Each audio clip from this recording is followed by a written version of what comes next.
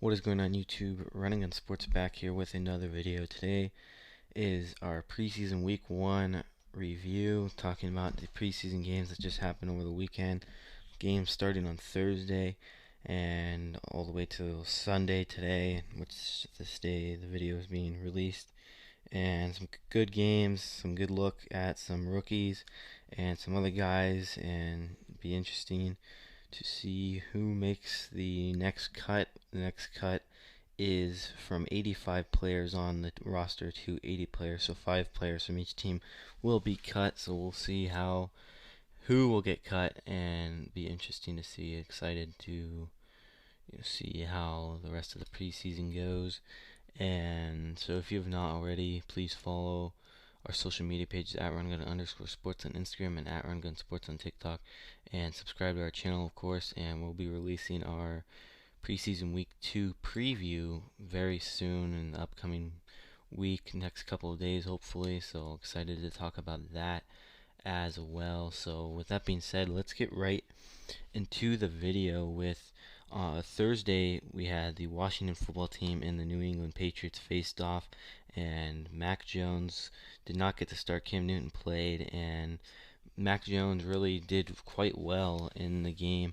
He went 13 of 19, 87 for 87 yards, and I thought that he did a very good job of making reads on progressing through his reads, especially for a rookie. I thought that he looked like a veteran doing that. And Cam Newton honestly didn't play the greatest, but he didn't play terrible at the same time. 4 of 7, 49 yards, and but at the same time he also played a lot less than Mac Jones. But I think that it seems like the New England crowd really seems to like Mac Jones, and I think that whether he'll be the starting quarterback for week 1, I kind of doubt it, but I think that he could be the starter by week 2. The fans seem to like him, and it seems like they're tired of Cam Newton. They've been used to having the greatest quarterback of all time on their team, and going from that to Cam Newton is a big drop off, and especially when Cam Newton's not in his prime, and so that really hurts them. But it seems that they want Mac Jones. Gave him a standing ovation when he did first come out on the field. Did fairly well. Touchdown pass dropped by one of the wide receivers, but Ron Stevenson, running back out of Oklahoma, he had a great game. 10 carries, 127 yards, 12.7 yards per carry, and 2 touchdowns and a 91-yard rushing touchdown. And so great game for him. Really, right now, a 4th-string guy. Damian Harris, Sony Michel, just to name a couple of those guys, and they have DeAndre Swift as well, and they have a great running back core, and it's only going to get better with guys like Ron Stevenson, and he helped seal that victory, and a great game for him, and really helped the team out.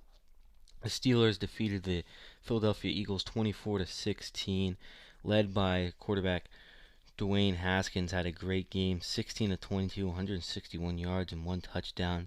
So a very good game for him. Joe Flacco played a good amount most of the time for the Philadelphia Eagles. Didn't look too bad himself. 10 of 17 for 178 yards and a touchdown. So very good game for both those starting main quarterbacks for that game. Probably will not be starting in the regular season, but pretty good showing and good backup opportunity. But Dwayne Haskins, I think, has a decently large chance to start a couple of games of this upcoming NFL season, with Ben Roethlisberger having a lot of injury history, but also him being a lot better than Ben Roethlisberger can do, and he's younger, and I think that we'll see how he'll fit in, and if he does even play, but I really think that he has a chance. Mason Rudolph and Josh Dobbs, 8 of 9 for Mason Rudolph, 77 yards, and Josh Dobbs, 5 of 6 for 30 yards. So they have a very good quarterback depth, very good quarterback room there in Pittsburgh. All 3 of those guys combined, 29 of 37, 258 passing yards, 7.2 yards per completion, and a touchdown, 1 interception from Josh Dobbs.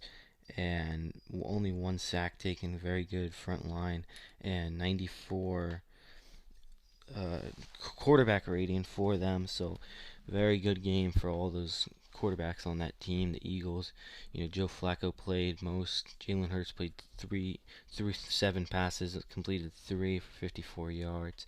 Nick Mullins also came in through 5 passes and went 1 for 5 with 2 interceptions.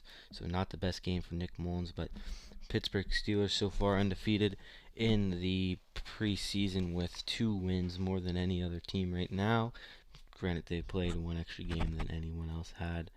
The Titans demolished the Falcons 23-13, and Logan Woodside had a very good showing for the Tennessee Titans and did very well. Touchdown pass, 10 for 15, 84 yards. Matt Barkley went 5 of 8 for 54 yards and a touchdown. And so good showing there for them. And I was impressed. But a guy on the other side of the ball for the Falcons, A.J. McCarron, did not do very well. 5 of 12, 36 yards, and a touchdown pass. He started the game for them. And Felipe Franks, a guy who did not do well in the passing game for the Falcons, 2 of 9 for 16 yards, had a very good rush performance. 4 carries for 76 yards, 19.0 yards per carry. So very good game for Felipe Franks, and you know, adding a lot of depth to that quarterback room, and he might be the number 2 option now after that game, but also did not pass for well, so we'll see how that shapes up. But Falcons looking for a number 2 quarterback right now, and the Titans beat them big time. The Buffalo Bills versus the Detroit Lions was one of the games that I was watching, and no Josh Allen, of course.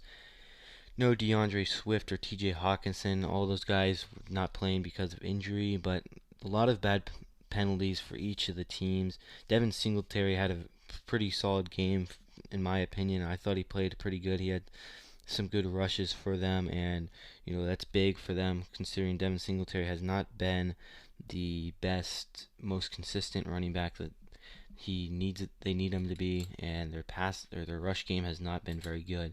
And when the pass game isn't well, which is very rare, they tend to lose because they do not have a number 1 running back to hand it off to. But Devin Singletary, 8 carries for 42 yards, not bad game for him. And Davis Webb, quarterback for the Lions, did very well, and I thought that he was very mobile and did very good continuing plays, and I thought that was good for them. And so obviously Jared Goff is the starter, no doubt about that, but I think that Davis Webb for the Bills will be decent, but he's basically a third stringer really with Mitch Trubisky as the starter. Davis Webb though did very well, 11 for 16, 90 yards and a touchdown pass. Jake Fromm went 8 for 13, 65 yards. Mitch Trubisky 1 for 2. Started the game for them, but obviously did not play that much. And I thought the play calling by the Bills was very good. They ran a lot of draw plays that really got them a bunch of times, and so I thought that was good. At the end of the first half, the Bills had a good drive, managed the clock very well, very impressive for Davis Webb. And I thought that the Lions did a very good job of swarming to the football, and their defense looked very good, really in the early second half. But the Bills, really in the second half, they were running the same plays very often. I thought there was a lot of repetitive play calling that wasn't necessary and didn't help them a lot. Tim Boyle went down with an ankle injury. He didn't miss a snap. Came back in, and it was the first drive of the second half for the Lions. But too many close calls on turnovers for the Lions. Really, some plays that they got lucky that weren't turnovers. Just some fumbles, some interceptions, but just close. And the Lions went for 2 when they could have tied it, and they wanted to win, and obviously did not help them out. They didn't get it.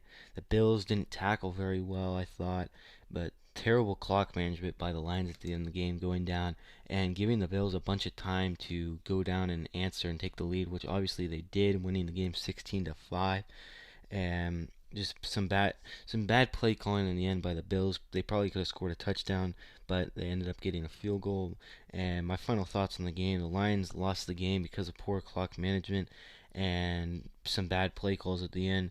The Bills really made it way too close than it should have been with some mental errors. The Bills have a lot of depth at quarterback with Davis Webb, Mitch Trubisky. Those guys should be are a whole lot better than what the Lions are dealing with Tim Boyle and David Blau. So, Bills keep it a little closer than it should have been, but at the end of the day, a win is a win. And so moving on to the Cardinals versus the Dallas Cowboys game, the Cardinals won a game-winning field goal, 47-yarder from Matt Prater. 19-6 was the final score of this game, and Rondale Moore looked very good for for the Cardinals, and I thought that he did very well and really was very elusive. They handed the ball off to him on some pitches, and they passed it to him, and he got some good yard after catch. So I thought he did good.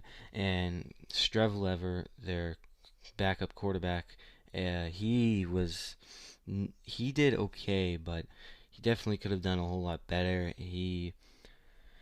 I just think that he was trying to run the ball too much, and he didn't have that good of a passing game. He went 12 for 24, 107 yards, and he tried too much to just run the ball, and I just think that he's uncomfortable passing the ball, and it's not good enough, and so that's not good for that team. Lots of fumbles for both the teams. Ben DiNucci did not do very well versus the blitz, and he took a sack, and just not the greatest game for Ben DiNucci, I thought. But Cardinals have a pretty good backup in Colt McCoy, I'd say, and the special teams won him the game. And those are really my final thoughts on the game. Cowboys really need to find a better number two option because Cooper Rush and is just not going to get it done. And I just think that's Garrett Gilbert, Cooper Rush, and Ben DiNucci are not going to get done. If Dak Prescott goes out again, which hopefully he does not, they're going to be in a boatload of trouble, and that's not going to be good for that team. And Ben DiNucci, I guess he did throw the only touchdown pass, but just did not look that good out there, especially versus the blitz. And that's my final thoughts on that game. Special teams by the Cardinals really won them the game, and so they did very well. The Dolphins at the Bears. This game was nice to see Tua and Justin Fields both get in, and two younger quarterbacks that we've been hoping to see. And Tua Tagovailoa had some good drives at the beginning. He had some very good ball placement, I thought, except for the one interception that he threw. He went 8 for 11, 99 yards, and an interception, threw the pick on the goal line. But he did pretty good for my standards, I thought. And just the one interception. He tends to force the ball in there sometimes, but that's really what he does. He's wicked accurate with it. He squeezes it in there, and I thought he did very good with that. David Montgomery left the game with an injury on the first play of the offensive side of the ball for the Bears, and he did not return. And so we haven't really seen any update on that quite yet, and I don't know if we will or not. But right now, David Montgomery got injured, and hopefully he'll be back. The Bears had obviously some strong defense, what we're used to seeing, but the Dolphins had some very good third down defense, not allowing any conversions, and I thought that was good. Tua had some very good mobility and was running around well and improvising on some plays, which is good to see after the injuries problems that he's had in college, and last year wasn't really fully recovered from it. And some great return group for the Dolphins. Jalen Waddle and Grant were both very good and had some great returns for them. And great game by Alec Ogletree on the Bears. I thought he played very well. Secondary from the defense was really good for the Dolphins, and some bad returns for the Bears. Some fumbles, some guys literally running out of the back of their own end zone, and some guys taking the ball out from 8 yards deep in the end zone. They need to work on that, and it didn't really seem like the Bears had worked on some kick returns during this training camp. So I thought that that was something that they really needed to work on. Justin Fields came into the game and he did okay, 14 for 20, 142 yards and a touchdown. His first play was a strip sack fumble, but he did fumble it out of bounds.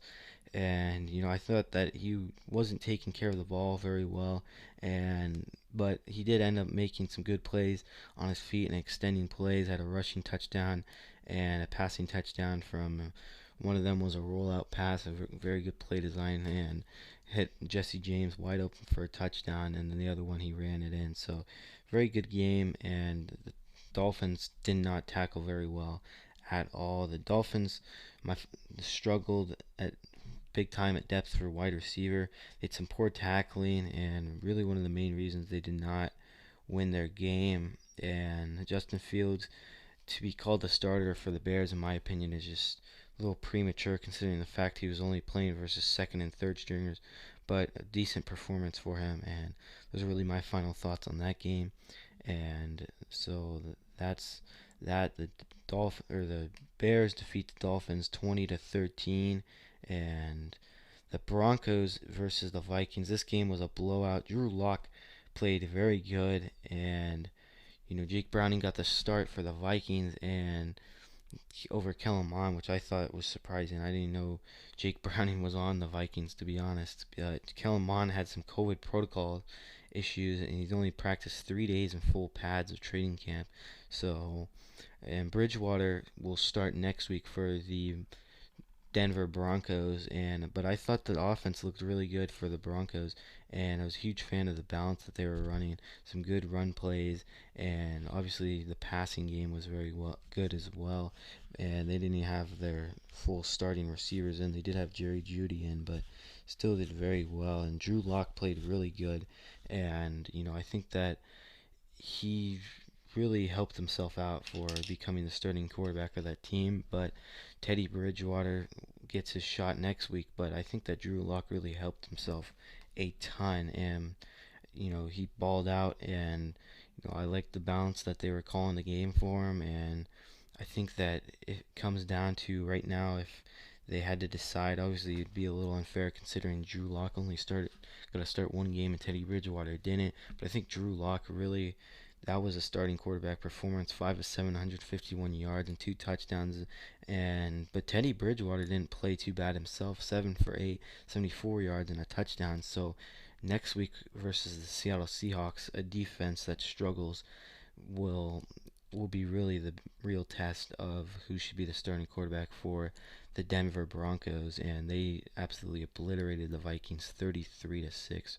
Game was not close at all.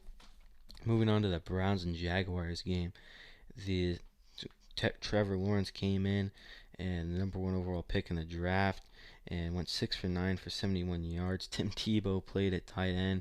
Gardner Minshew played. Gardner Minshew did not look very good, but the Jags defense in the red zone looked very good. On 3 trips, they had 2 field goals and 1 turnover on downs, and so I thought that was really impressive. Andre Cisco, very good safety from Syracuse, played very good, and he helped that Jags defensive backfield get a lot of pass breakups. My final thoughts on that game: the young Jags defense played well, highlighted by Andre Cisco, and the lack of offense is to blame for the loss. The Browns took care of business, played as well as they probably should have versus a team like the versus the Jacksonville Jaguars, a team that's really in a huge developmental year. The Baltimore Ravens defeated the New Orleans Saints 17-14. Trace McSorley, really the main guy for the Ravens. He went 11 for 18, 86 yards and a touchdown. Not the greatest game because of the interception, but we got to look at Ian Book. He went 9 for 16, 126 yards and an interception. And the Ravens have a very strong defense, and I think that that's what it came down to. And so the Ravens 1-0 on the preseason. The Jets versus the Giants, the 2 New York teams. Zach Wilson got in this game, and he went 6 of 9 for 63 yards, so not bad at all. And their main quarterback for this game was Mike White, and he played majority of the game. 13 of 19, 127 yards, pretty solid game 5 for 16 for Clayton Thorson, excuse me, and 72 yards and a touchdown. That was really their main guy. And the Jets, a field goal, a touchdown, and a safety, and the Giants only scoring once in the fourth quarter, a touchdown. So we'll see. Both these teams really developmental teams that really got a lot to work on.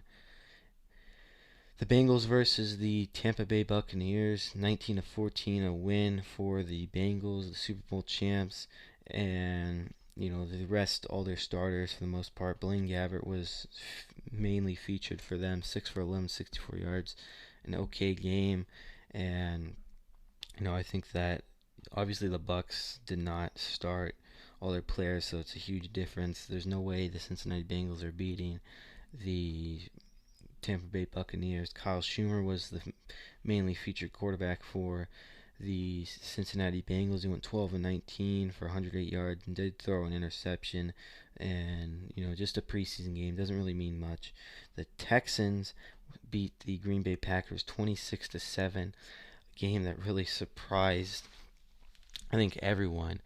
And I think that obviously because preseason, but the Packers have pretty good depth at quarterback with a first-round draft pick back there, Jordan Love, and did get dinged up in the game, and not really much has been said about that yet. But Jordan Love played pretty good, 12 of 17, 122 yards and a touchdown. Davis Mills, 11 of 12, 112 yards and touchdown, quarterback for the Houston Texans. And so I thought that was a pretty good game. Scotty Phillips, 13 carries, 66 yards and a touchdown. Pretty good game for him. And for the Green Bay Packers, Devin Funchess, one of the few bright spots, 6 receptions for 70 yards. So a pretty good game there. But Texans, we don't even know who their starting quarterback will be, if Deshaun Watson's with the team or not. No clue what's going on there. Just all around interesting story for sure. The Super Bowl 53 or 54 rematch. The Kansas City Chiefs versus the San Francisco 49ers. Trey Lance threw an 80-yard touchdown pass. Pretty impressive. Obviously the Chiefs did not start any of their main starters. Mahomes, Tyreek Hill, none of those guys started. Anthony Gordon was their mostly featured quarterback. 11 of 17, 79 yards. Trey Lance, 5 of 14, 128 yards and a touchdown. So pretty good performance for him, and I thought that was pretty good.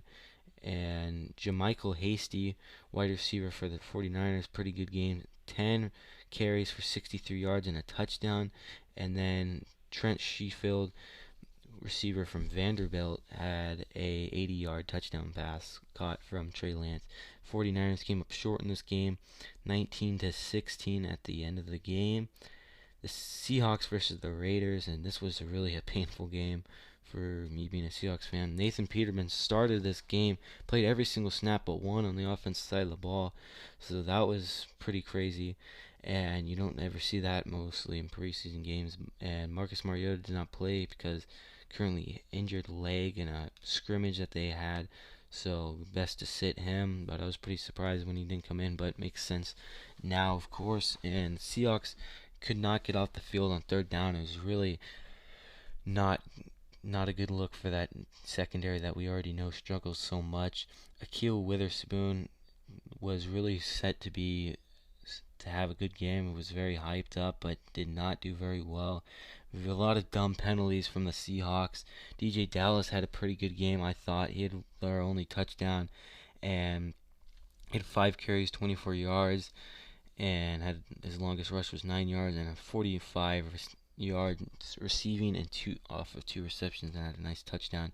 So a pretty good game for DJ Dallas. Really one of the few bright spots for that Seahawks team yesterday. And just bad penalties for the Seahawks all around. Nathan Peterman played the whole game, and I thought that the Raiders had very good tackling throughout the whole game. Geno Smith left the game with a concussion and did not come back in off of a really tough hit, and we'll see whether he's back or not. Hopefully he is, but that really did not help them at all. especially because Geno Smith is not great, and Russell Wilson doesn't get injured much. But if he was to get injured, they would be in boatload of trouble because their quarterbacks were not good. Alex McGough did not play very well, but Sean Mannion honestly wasn't too bad, and I'd like to see him get more of a shot. We'll probably see that more in week 3. But Blake Bortles right now is out there on the free agency. I think that honestly the Seahawks should consider picking him up, especially if Geno Smith is out, and we'll see what happens there. But my final thoughts on that game: the Seahawks lost this game through the lack of offense. The Raiders weren't, great on offense. They weren't really outscoring us. We had a bunch of chances, and our secondary gave up too many plays, really, that just set them up for some red zone opportunities. And, I think that they were dealt with a short field a lot of the time, the Raiders were, and I think that they really helped themselves out with great tackling. So I thought that was really one of the main reasons the Seahawks lost, and just the way that their secondary just gave up too many plays, and the Raiders would just punch it in with some pretty good running backs that they have over there. The Los Angeles Chargers versus the Los Angeles Rams, two Los Angeles teams facing off. Chase Daniel, the featured quarterback for the Chargers, 15 of 24 for 104 yards. Duck Hodges, 11 of 19, 85 yards, did have an interception. Larry Roundtree, running back from Missouri, his rookie year, had 8 carries for 63 yards. I thought he played very well, and the Rams, not the most entertaining game, and the Chargers did not start Justin Herbert. They said he will not be playing at all in the preseason, which, my thoughts on that is I just wish that we could see them for just one drive. And, I get why they don't put him in, but, just one drive just to see just get a game like, rep. But, it makes a lot of sense for me why they don't. But, it's just tough. The tough rush from the defense from the Chargers really helped them out throughout the entire game. J.J. Koski had a very good game for the Rams. And my final thoughts on that game: the Chargers' consistency on the defensive line on both pass and run plays really helped them out big time. With some young Rams quarterbacks with no experience, it was just too much for them at the end of the day. That was mainly why they lost that game. The Panthers at the Colts game that happened just ended probably less than an hour ago. The Colts defeated the Rams Panthers 21-18, and Jacob Eason started for the Colts. Played the whole first half, went 15-21 for 183 yards. PJ Walker started for the Panthers, 10 of 21, 161 yards and a touchdown. Pretty good game for him. Chuba Hubbard, 7 carries for 80 yards. And Sam Ehlinger was the leading rusher for the Colts. Had a couple of third down conversion scrambles for 8 carries, 30 yards. Pretty good, impressive performance for Sam Ehlinger. And Terrace Marshall Jr. from LSU, 3 receptions, 88 yards. Pretty good game for him. So I thought that was a good bright spot for that Panthers as they lose Curtis Samuel, trying to find another number 2 wide receiver to complement Robbie Anderson. And obviously Robbie Anderson and Sam Darnold have been together before in New York, so we'll see how they'll do and how that will work the second time around. But really some terrible penalties for the Panthers at the beginning of the game, and then late in the game they had a series where they took 3 straight false starts in a row. That was terrible and just unexcusable for a preseason game where the stadium was not even full. The Colts really weren't that careful with the football. Some pretty close to turnover plays, but did not turn the ball over once. And Colts did a very good job holding the Panthers to some field goals early on in the game. It would have been a way different game if they hadn't gotten some field goals and if they were touchdowns, it would have been a way different game. At the beginning of the game, the Colts, I thought, were playing with a little too much emotion. They really need to calm down. I get it, they have a young team, but it's preseason, and they really needed to calm down big time. Their O-line struggled quite a bit, and Jacob Eason had some great throws, but you know, he did not. He had some very bad throws as well. He wasn't consistent, and he would miss a guy by a lot, or he'd make a good throw. There was really no in between, and I think that he has the very good arm strength, but he just doesn't right now. Right now, he does not have the accuracy that he needs to be a great quarterback, and so I think that really didn't help him out, but obviously did go on to win. PJ Walker did great extending plays. He looked like he was having a heck of a time out there, and he just played very well. Pretty good wide receiving core for the Colts, so I'm very excited to see. A guy that I'm going to highlight that really did not do good, Isaac Rochelle, defensive lineman for the Colts, gave up the edge on both pass and runs and had an offsides penalty the entire time during the game. I swear, he was hands on his hips. He was burnt the entire game. Just did not look good at all. And I'd be very surprised if he makes the roster cuts. Came over from the Los Angeles Chargers, and now with the Colts, and the defensive line of the Chargers was good, but it's even better on the Colts. So he's got to fight to even get some playing time, which he played a decent amount in 2020 with the Chargers. And Ellinger didn't look very good at first. I thought that he's missing a lot of throws, but he came in and had a couple of good drives that he managed. So I was pretty impressed by that. My final thoughts on this game was a very sloppy game. The Panthers really couldn't do anything with Will Greer at quarterback, and that was really the main reason they lost this game. The Colts weren't doing anything too special, and the Panthers just had no offense, and the Colts ended up coming away with the win.